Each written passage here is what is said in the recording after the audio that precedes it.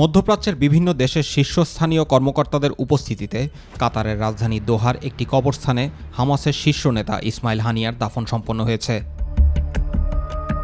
কাতারের রাজধানী দোহায় হামাসের প্রবাসী দপ্তর অবস্থিত এবং ইসমাইল হানিয়া দোহা দপ্তরের নিয়োজিত ছিলেন। শুক্রবার দোহার উত্তরে লুসাইল এলাকার একটি রাজকীয় কবরস্থানে তাকে দাফন করা হয়। গত মঙ্গলবার ভোররাতে ইরানের রাজধানী তেহরানে নিহত হন ইসমাইল হানিয়া। অপরদিকে ইসরায়েলে যে কোনো মুহূর্তে হামলা চালাতে পারে ইরান, আর এমন আশঙ্কায় ঘুম হারাম হয়ে গেছে ইসরায়েলের সবচেয়ে ঘনিষ্ঠ মিত্র আমেরিকার।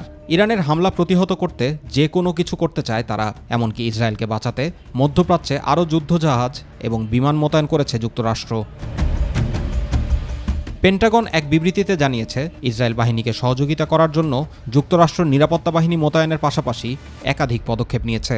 এছাড়া ব্যালিস্টিক ক্ষেপণাস্ত্র প্রতিরক্ষা ব্যবস্থাও মোতায়েন করা হয়েছে বলে জানিয়েছে পেন্টাগন। জুবায়ের রহমান, মাই টিভি নিউজ।